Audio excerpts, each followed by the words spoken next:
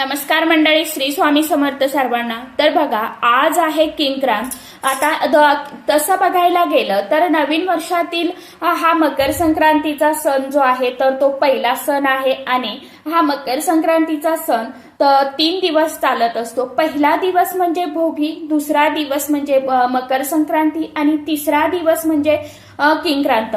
तर आपण आता या किंक्रांतीच्या दिवशी कोणत्या चुका करायच्या नाही आणि या दिवशी खास करून आपल्याला आपल्या घरामध्ये काही सेवा करायच्या असतात। या दिवशी आपल्याला असा एक दिवा जो आहे तर तो संध्याकाळच्या वेळी लावायचा आहे।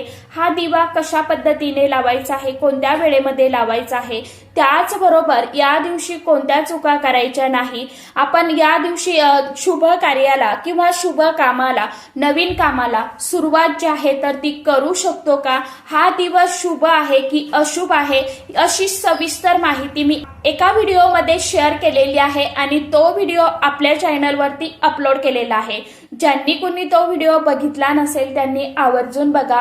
आता हा व्हिडिओ कसा बघायचा आहे, खाली तुम्हाला जो त्रिकोण दिसतोय ना तर त्या त्रिकोणमध्ये त्या व्हिडिओची लिंक दिलेली आहे।